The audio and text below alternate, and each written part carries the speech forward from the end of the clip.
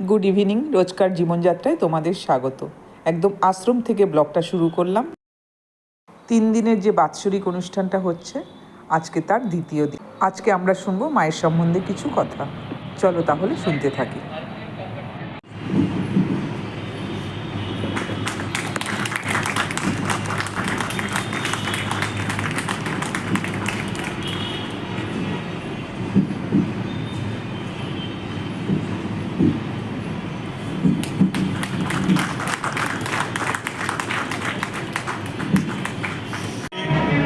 माँ की वाणी का, माँ के जीवन का पान करेंगे। इसके साथ ही मैं अपनी वाणी को विराम देता हूँ। धन्यवाद। वो है कि वो एक प्रकार से शांत है, चुपचाप।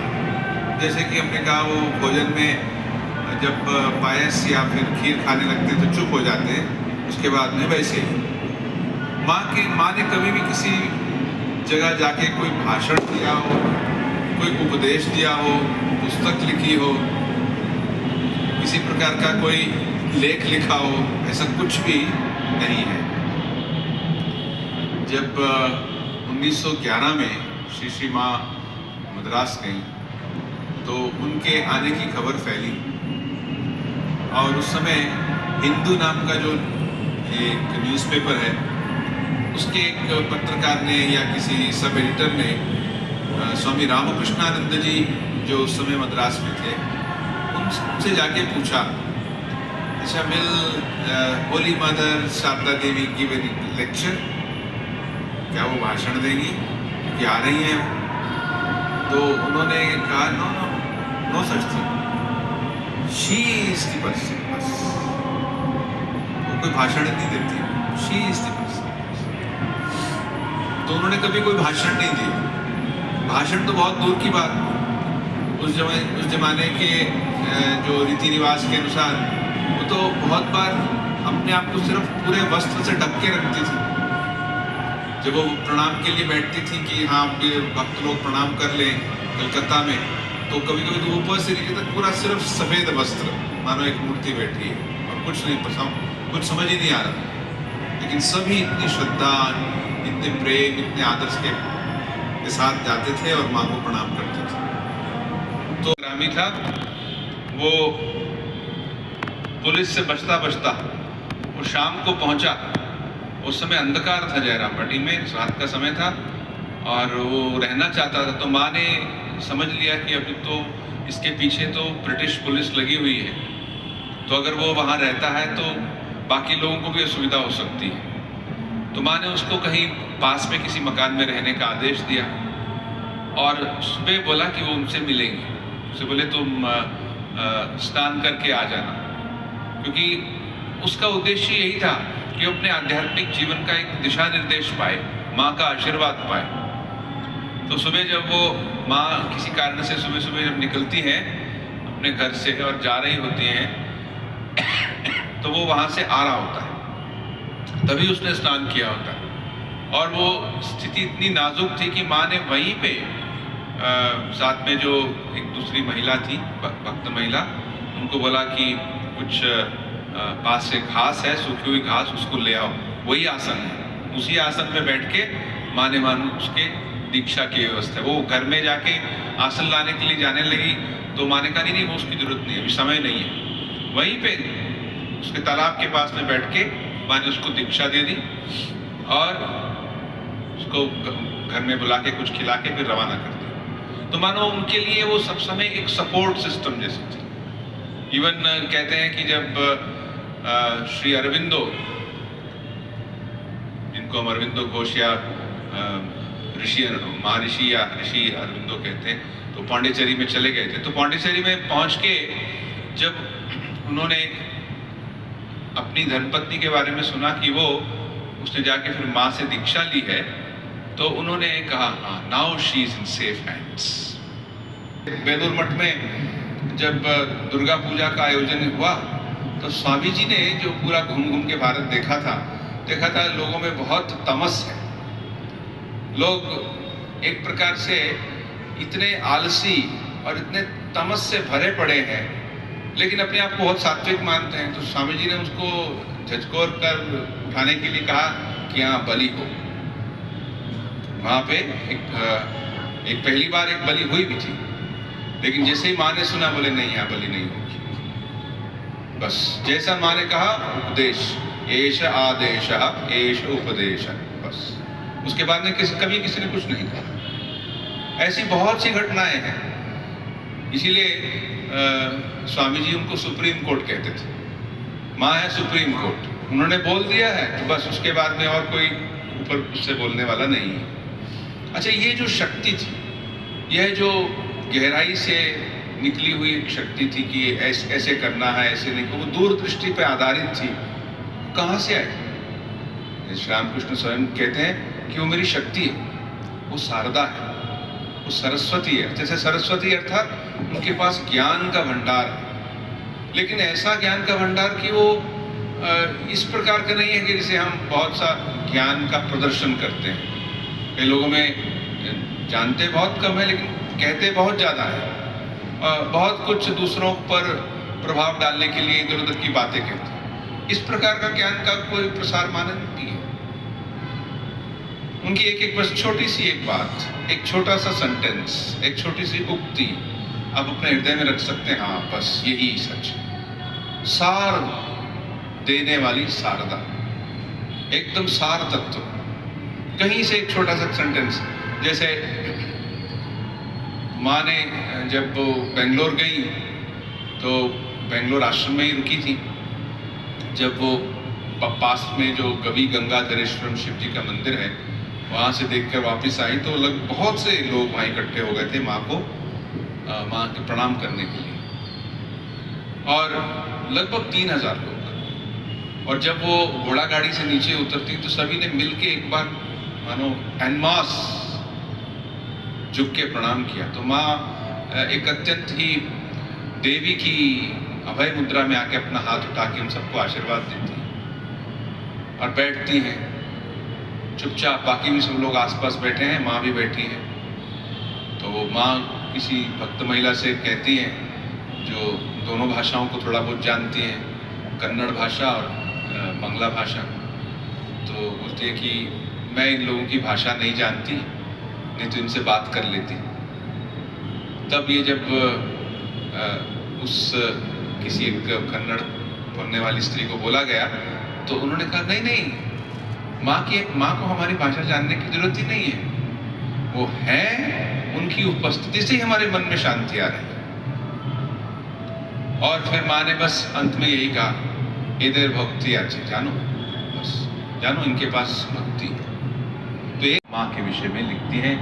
आइए इसके ऊपर थोड़ा और चिंतन करें। इनको जो अभी हमने कुछ विचारों का चिंतन किया है आप इसको मन में रखिए। आज इस कार्यक्रम का जब समापन हो जाए और घर जाएं तब इन विचारों को सोचिए। अच्छा, ऐसा भी एक व्यक्ति रहा है, और सिर्फ रहा ही नहीं, अभी भी हमारे आसपास है, अभी भी हम उनके बारे में सोचते हैं, उनके दिव्य उपस्थिति को अनुभव करते हैं। माँ ने तो याद कहा ना कि तुम कभी भी किसी समस्या में हो, दुख में हो, कष्ट में हो, तो याद करो कि तुम्हारी एक माँ है। नमस्ते।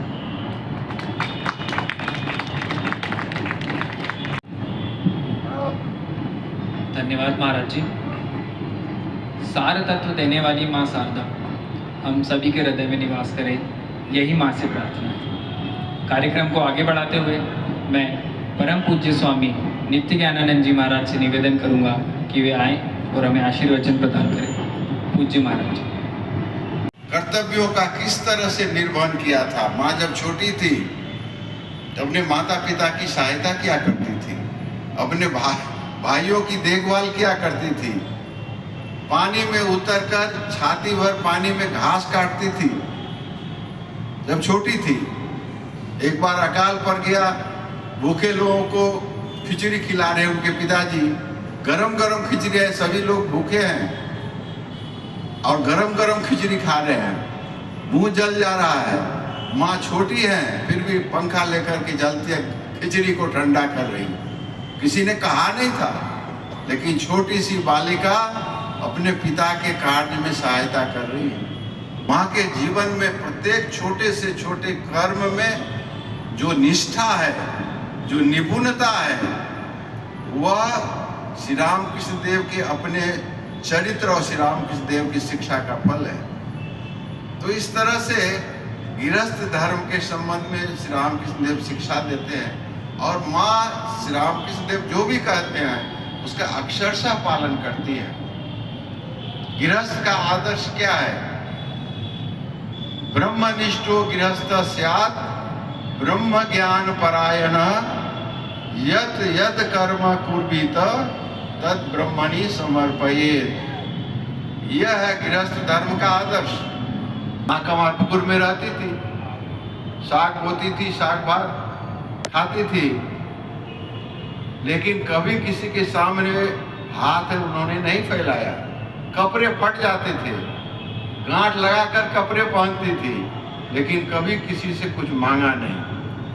केवल कमारपुकुर में नहीं, जीवन भर माँ कभी किसी से कुछ मांगती नहीं थी। उद्बोधन में एक बालिका आती थी, छोटी लड़की थी, बहुत नटखट थी, अपने घर वालों को बहुत परेशान करती थी। तो एक दिन उसकी माँ उसको लेकर के दक्षिणेश्वर आती है और उस लड़की का माँ से परिचय होता है। उसके बाद आना जाना शुरू होता है। माँ प्रसाद देती है, उसको प्रसाद खा करके माँ से उसका प्रेम हो गया। एक बार माँ जयराम बाटी आ रही थी तो माँ ने उससे कहा, देखो मैं जयराम बाटी जा रही हूँ, लेकिन तुम घर पर किसी को परेशान मत करना, सबसे प्रेम करना। अब माँ से उसका प्रेम हो गया। माँ जो बोल रही है उस बात का पालन करेगी। बोले ठीक है माँ, मैं सबसे प्रेम करूँगी, किसी को परेशान नहीं करूँगी। तो माँ ने कहा कि अच्छा मैं कैसे समझूंगी कि तुम सबसे प्रेम कर रही हो? तो वह लड़की कहती है इसके लिए क्या करना होगा? तो माँ अपने प्रेम, समान प्रेम का रहस्य उस लड़की को बताती है। माँ कहती है कि देखो कभी किसी से कुछ मांगना नहीं। यदि किसी से कुछ मांगोगी तो कोई कम देगा, कोई अधिक देगा और कोई नहीं देगा। जो कम देगा उससे कम प्रेम करोगी, जो अधिक देगा उससे अधिक प्रेम करोगी, और जो नहीं देगा उससे प्रेम नहीं करोगी। इसलिए जब माँ के शरण में हम लोग आ जाते हैं तो कोई चिंता नहीं है। माँ आछे ना रामी आछी, भावना की आछे अमर। धन्यवाद महाराज जी। अवश्य ही सभी रूपों व कार्यों में माँ को आदर्श मानकर हम अपना जीवन गढ़ें और अपने जीवन को कृतार्थ करें, यही माँ से प्रार्थना है। कार्यक्रम की अगली कड़ी के रूप में मैं अव्यात्मानंद जी महाराज को आमंत्रित करूंगा, उनसे निवेदन करूंगा कि वे आएं और हमें आशीर्वचन प्रदान करें। शारदा कौन थी? ये तो श्री रामकृष्ण देव ने कहा। अब माँ शारदा के जीवन में मन प्रश्न होता है, इसका के बारे में माँ शारदा ने कुछ कहा है? बिल्कुल कहा है। जब माँ रामेश्वर दर्शन करने गई थी और जब उन्होंने देखा स्वामी जी के शिष्य थे, वहाँ के जो राजा थे, वो माँ का बहुत आदर सम्मान के साथ मंदिर में दर्शन करवाए। जब कवर को खोला गया, जो बाली का जो शिवलिंग है, तो माँ कहती है मैं जिस प्रकार रख गई थी उसी प्रकार है। इससे क्या प्रमाण मिलता था? माँ कौन थी? आप लोग खुद विचार कीजिए। तो शक्ति के बारे में श्री रामकृष्ण देव कहते हैं, इसको जो कुछ भी बोला वो तो एक बार माफ हो सकता है, पर वहां जो रहती माने नहवत में श्री माँ रहती थी, उसको यदि कहीं कुछ बोला और वो रूठ गई तो ब्रह्मा विष्णु महेश तीनों तुम्हारी रक्षा नहीं कर पाएंगे। जैसे बालिका अवस्था में जब थी, श्री रामकृष्ण देव जब साधना कर रहे थे दक्षिणेश्वर में, तो तरह तरह की बातें हो रही थी। उसका पति पागल हो गया है, 50 तरह की बातें। स्वाभाविक है, कोई किसी को पता हो कि हमारे पति पागल हो गए, लोग कह रहे हैं, तो जरूर देखने की इच्छा होगी। माँ को भी देखने की इच्छा, जाने की इच्छा, पर माँ बहुत लज्जाशीला थी। उन्होंने दूसरे से करवाया। लोग सब गंगा सागर जा रहे हैं देखने के लिए, गंगा सागर मेला में जा रहे हैं, तो मैं भी उसके साथ जाना चाहती हूँ। उसके तो पिताजी बोलते हैं जरूर बेटी जाना साथ में, मैं तुमको ले चलूंगा। अब यहाँ से माँ जाती है, अब कभी चलने का आदत नहीं, पीछे हो जाती है। संध्या का समय, टेलो भेलो का मैदान, लोग कहते हैं देखो यहाँ सब डकैत रहते हैं, अंधकार के पहले अपन आगे निकल जाए तो सुरक्षित है। माँ बोलती ठीक है तुम लोग चलो, धीरे धीरे मैं आती हूँ। माँ पिछड़ गई। देखते हैं एक लंबा काला कलूटा बड़ा लट्ठली आदमी अचानक सामने में। बोलती कौन है तुम? एक निर्जन स्थान में एक युवती अंधकार के समय सामने कोई एकदम काला कलूटा लठैत कोई डकैत सामने माँ के कोई ललकारे कि तुम कौन हो? महिला की तो बात तो छोड़ दो, बड़े बड़े पुरुष अपने अपने हिम्मतवान समझते, उनके भी कपड़ा गीली हो जाएगी। माँ क्या बोलती है? देखो बंगला में बोलते हैं, पिताजी को बाबा बोलते हैं, तो क्या देखो बाबा आमी तुम्हार पुत्री, और वो बोलती है तुम्हारा जमाई दमान दक्षिणेश्वर में रहते हैं, उससे मैं मिलने जा रही हूँ। निर्भीक सहज और सरल भाषा में फिर बोलते हैं पिताजी आपके दामाद दक्षिणेश्वर में रहते हैं, उससे मैं मिलने जा रही हूँ। निश्चित, कितना सहज और सरल और प्रेम की भाषा। जो हमारे पूर्ववक्ता ने कहा, प्रेम एक ऐसी चीज है कि मनुष्य तो ठीक, हिंसक पशु को भी अपने वश में कर देता है। यहाँ षोडशी पूजा की घटना आप लोग जानते हैं। जगत के इतिहास में ऐसा कहीं न देखने को मिलता, न सुनने को मिलता, न पढ़ने को मिलता, कोई पुरुष अपने धर्म पत्नी के साथ वो पूजा के आसन में बिठा के पूजा किया है और धर्म पत्नी ने स्वीकार किया है। माँ के जीवन में देखते हैं, विस्तार में जाना नहीं चाहता। तो माँ वहाँ थी और एक दिन रात को जब चरण सेवा कर रही थी तो माँ पूछती है, जो मन से सहज और सरल होता है उसका प्रश्न भी सीधा और सटीक होता है। माँ क्या पूछते हैं? श्री राम पूछते को, अच्छा बोलो तो तुम मुझे किस रूप में देखते हो?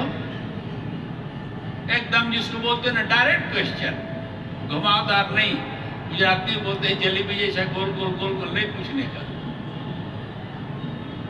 तुम मुझे किस रूप में देखते हैं? ठाकुर जी तक क्षण उपाय बोलते हैं, क्यों? जो जगदम्बा मंदिर में है, जो गर्भधारिणी माँ वो नहबत में है, जो कुटिया में, और जो मेरे इस समय चरण दबा रही, तीनों एक है। के सामने कोई छोटा नहीं, कोई बड़ा नहीं, माँ के सामने सब सामान्य संतान है। डाकू अमजद की आप लोग तो जानते हैं, एक नंबर का लुटेरा। वैसा लुटेरा यहाँ इंदौर में नहीं होगा। उस समय थे, माँ के सामने केचुआ जैसे बैठे रहता। बरसात के पहले ऊपर जो घास का जो छप्पर था उसको बराबर सफाई करता। गांव वाले डरते थे। माँ अमजद की माँ से ज्यादा प्रेम माँ करती थी। एक दिन ऊपर में वो छप्पर उसको बरसात के पहले जो रिपेयरिंग होता था कर रहा था। माँ बैठी, अमजद बेटा उतर ले, भोजन कर ले। बोले माँ अभी थोड़ा बाकी करते करते देर उतर ही नहीं रहा है, तो उसको भी काम पूरा करने का है। तो एक ने कहा, अरे अमजद तू कैसा आदमी है, तू अभी तक उतरा नहीं, तू भोजन नहीं कर रहा है, तेरे बिना माँ भी नहीं खाई है। देखिए ये है माँ का प्रेम। बार माँ की शरण में आ गया निश्चित। पर ये ऐसी माँ है माँ शारदा जो सबकी माँ है। इसलिए माँ कौन थी वो हम लोग नहीं जान सकते। माँ कौन थी? वो माँ थी बस। इसलिए डोंट ट्राई टू अंडरस्टैंड माँ कौन थी, इसको समझने की कोशिश अपन नहीं कर सकते, जान नहीं सकते, न समझ सकते। Don't try to understand, try to understand. Thank you.